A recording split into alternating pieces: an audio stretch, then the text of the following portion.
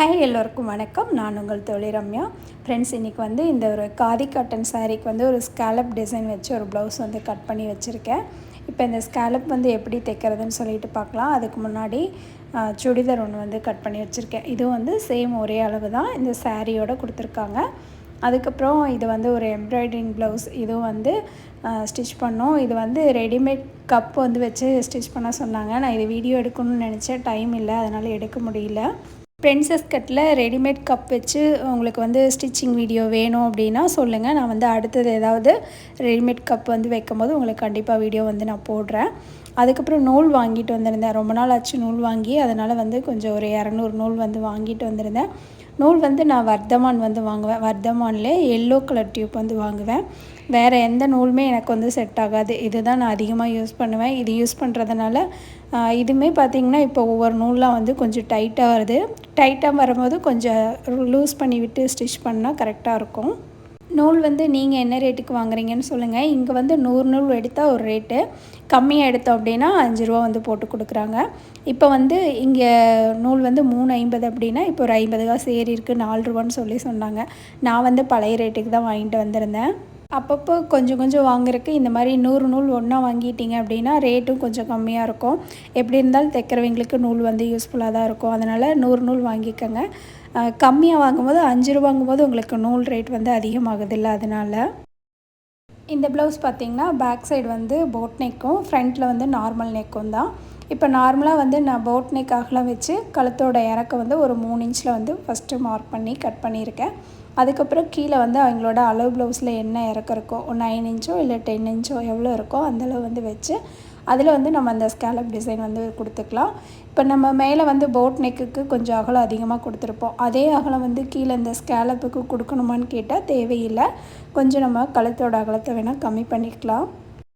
நம்ம போட் நெக்குக்கு 3 இன்ச்சுக்கு மேலே அகலம் கொடுத்துருக்கோம் அப்படின்னா கீழே அந்த ஸ்கேலப் கொடுக்குறக்கோ அதே அகலம் கொடுத்தோம்னா ரொம்ப வந்து கழுத்து அகலமாக தெரியும். அந்த ஸ்கேலப் வந்து கொஞ்சம் அகலமாக இருக்கிற மாதிரி இருக்கும். அதனால் நான் நார்மலாக வந்து 2.5 இன்ச் வந்து அந்த 2.5 இன்ச் மார்க் பண்ணி பாக்ஸ் வந்து போட்டிருக்கேன். இப்போ நம்ம அதே மாதிரி கேன்வாஸும் வந்து எடுத்துக்கலாம். கேன்வாஸ் வந்து அந்த 2.5 இன்ச்சை விட கொஞ்சம் அதிகமாக எடுத்துக்காங்க. 1 இன்ச் 1.5 இன்ச் அதிகமாக எடுத்து அதே மாதிரி பாக்ஸ் டைப்பில் இந்த மாதிரி ஒரு கேன்வாஸ் வந்து கட் பண்ணி எடுத்துக்கோங்க. இந்த கேன்வாஸில் அளவெல்லாம் மார்க் பண்ணிவிட்டு நம்ம அதில் வந்து ஒரு ஸ்கேலப் வந்து கொடுத்துக்கலாம். இப்போ நான் அந்த பாக்ஸில் வந்து லைனிங்கில் எவ்வளோ வந்து கழுத்து இறக்க வச்சுருக்கணும் அதே வந்து இந்த கேன்வாஸில் நான் வந்து மார்க் பண்ணிக்கிறேன். இப்போ மார்க் பண்ணிவிட்டு நம்ம என்ன ஷேப்புக்கு வந்து ஸ்கேலப் கொடுக்குறோமோ அதை வந்து நான் மார்க் பண்ணிக்கிறேன். நான் மேலேருந்து பார்த்திங்கன்னா அதோடய இறக்கம் வந்து 6 இன்ச் வந்து கொடுத்துருக்கேன். அந்த ஸ்கேலப்போட இறக்கம் அந்த 6 இன்ச்சில் நான் 2 இன்ச்சை வந்து மார்க் பண்ணிக்கிறேன் ஸ்கேலப் கொடுக்குறக்கு. இப்போ அந்த கேன்வாஸில் நம்ம வந்து ஸ்கேலப் வந்து இந்த மாதிரி மார்க் பண்ணிவிட்டு கட் பண்ணிக்கலாம். என்னோடய சேனல் நீங்கள் இப்போ தான் ஃபஸ்ட் டைம் பார்க்குறீங்க அப்படின்னா ப்ளீஸ் சப்ஸ்கிரைப் பண்ணி சப்போர்ட் பண்ணுங்கள். பக்கத்தில் இருக்கிற பெல்லை கிளிக் பண்ணி ஆல் கொடுத்துருங்க. அப்போ தான் வந்து உங்களுக்கு நோட்டிஃபிகேஷன் வரும். நீங்களும் நான் வீடியோஸ் போடும் போதெல்லாம் மிஸ் பண்ணாமல் பார்க்கலாம். இப்போ நம்ம அந்த ஸ்கேலப் மார்க் பண்ணோம்ல அதை வந்து கரெக்டாக வந்து இந்த மாதிரி கட் பண்ணிக்கோங்க. கட் பண்ணிவிட்டு சைடில் வந்து நமக்கு கரெக்டாக தான் விட்டுருக்கோம். எவ்வளோ தேவையோ அந்தளவுக்கு தான் விட்டுருக்கோம். அது வந்து உங்களுக்கு இன்னும் கொஞ்சம் அதிகமாக வேணும்னா கூட கேன்வாஸ் வந்து அதிகமாக கட் பண்ணிக்கோங்க.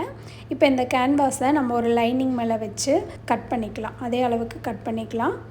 இப்போ சைடில் வந்து இதை வந்து மடித்து தைக்க போகிறோம். இந்த மாதிரி கரெக்டாக அந்த கேன்வாஸில் மடித்து தைச்சிருங்க. உங்களுக்கு மடிக்கிறதுக்கு கரெக்டாக வரல அப்படின்னா நீங்கள் அங்கங்கே ஸ்மால் கட் போட்டு விட்டிங்க அப்படின்னா மடிக்கிறதுக்கு ரொம்ப ஈஸியாக இருக்கும். இந்த மாதிரி ஃபுல்லாகவே சுற்றி அடிச்சிருங்க. வச்சு அயன் பண்ணிவிட்டு தைக்கிறதுனாலும் தைச்சிக்கலாம், உங்களோட விருப்பம்தான். நம்ம வந்து கேன்வாஸ் வந்து ரெடி பண்ணிட்டோம். இப்போ லைனிங்கும் மெயின் கிளாத்தும் அட்டாச் பண்ணி எடுத்துக்கலாம். அது வந்து நார்மலாக நீங்கள் எப்பவும் போலயே ஸ்டிச் பண்ணி எடுத்துக்கோங்க. இந்த வீடியோ வந்து நான் நேற்று போட வேண்டியது மே தினத்தன்னைக்கு போடணும்னு நினச்சேன். அப்போ என்னால் விஷ் பண்ண முடியல. நான் இன்றைக்கி வந்து சொல்கிறேன். அனைவருக்கும் இனிய உழைப்பாளர் தின நல்வாழ்த்துக்கள். நான் நேற்று காலையில் கேலண்டர் கிளிக்கும் போது பார்த்திங்கன்னா அந்த மே தினத்தில் ஒரு லைன் போட்டு விஷ் பண்ணியிருந்தாங்க. அதை வந்து நான் உங்களுக்கு சொல்லணும்னு நினச்சேன். எப்போவுமே நான் கேலண்டர் கிழிச்சேன் அப்படின்னா அதில் ஏதாவது ஒரு தத்துவ வரி அந்த மாதிரி போட்டிருந்தாங்கன்னா அதை நான் படித்து பார்ப்பேன். இதில் பார்த்திங்கன்னா என்ன போட்டிருந்தாங்கன்னா, முயன்றால் முடியாதது இல்லை, முயற்சிப்போம் முடிவுக்காக அல்ல நம் முன்னேற்றத்திற்காக. நிறைய பேர் வந்து இப்போ இந்த ஸ்கேலப் டிசைனே வந்து தைக்கிறதுக்கு ரொம்ப கஷ்டப்பட்டு தைப்போம். ஒரு சிலருக்கு வராது. ஏன்னா அந்த கரெக்டாக அந்த வளைவெல்லாம் வளைக்கும் போது கரெக்டாக வராது. ஆனால் நம்ம முயற்சி பண்ணிக்கிட்டே இருந்தோம் அப்படின்னா கண்டிப்பாக முடியாதது கிடையாது. எப்போவுமே நம்ம ஒரு விஷயத்த வந்து ட்ரை பண்ணுறோம் அப்படின்னா கண்டிப்பாக அதோட நம்மளோட முடிவாக இருக்காது. நம்மளோட முன்னேற்றத்துக்காக தான் இருக்கும். நம்ம நல்லா பண்ணணும் அப்படின்னா தான் நம்மளை 4 பேர் வந்து தேடி வருவாங்க. அப்படி வரும்போது தான் நமக்கு நிறைய கஸ்டமரும் கிடைப்பாங்க. அதனால் புதுசாக வர டிசைன்லாம் கண்டிப்பாக ட்ரை பண்ணுங்கள்.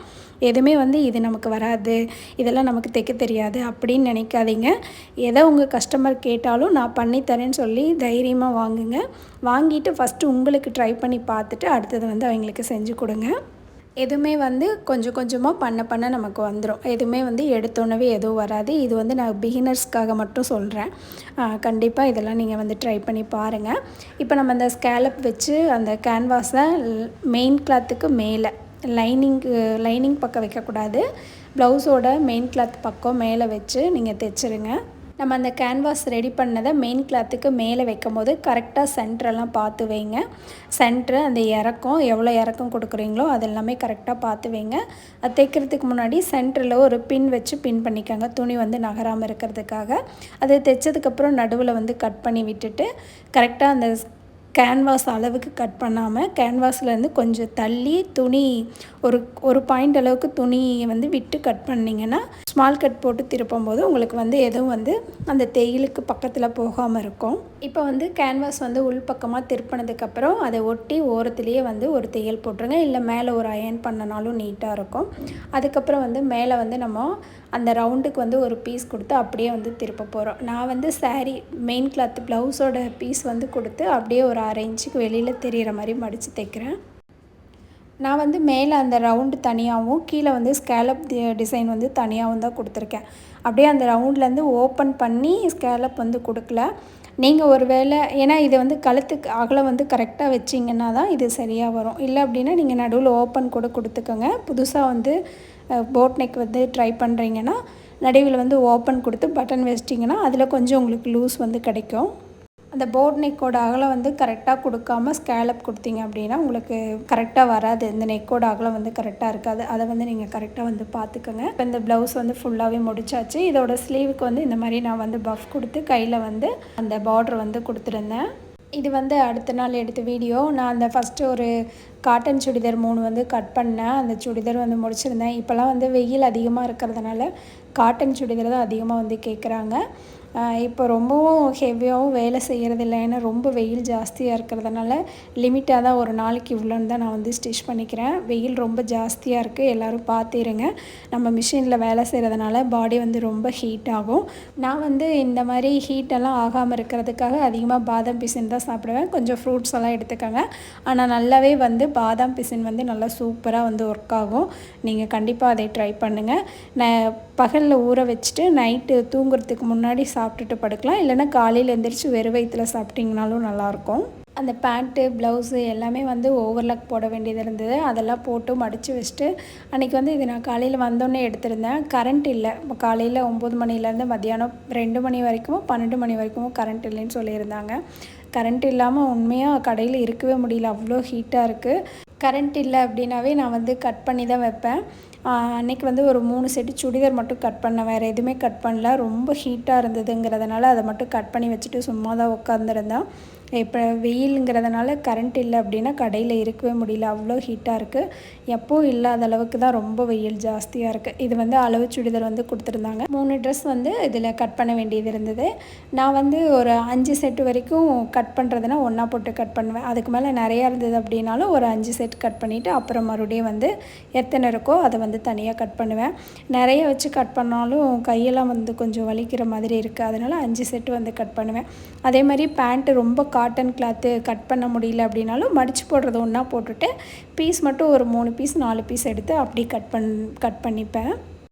இதை கட் அதுக்கப்புறம் நான் கரண்ட் வந்ததுக்கப்புறம் இதை வந்து தைக்க ஸ்டார்ட் பண்ணினேன். இந்த வீடியோ உங்களுக்கு பிடிச்சிருக்குன்னு நினைக்கிறேன். இந்த வீடியோ உங்களுக்கு பிடிச்சிருந்தால் மறக்காமல் லைக் பண்ணி ஷேர் பண்ணி கமெண்ட் பண்ணுங்கள். சப்ஸ்கிரைப் பண்ணி சப்போர்ட் பண்ணுங்கள். நெக்ஸ்ட் வீடியோவில் பார்க்கலாம். தேங்க்யூ.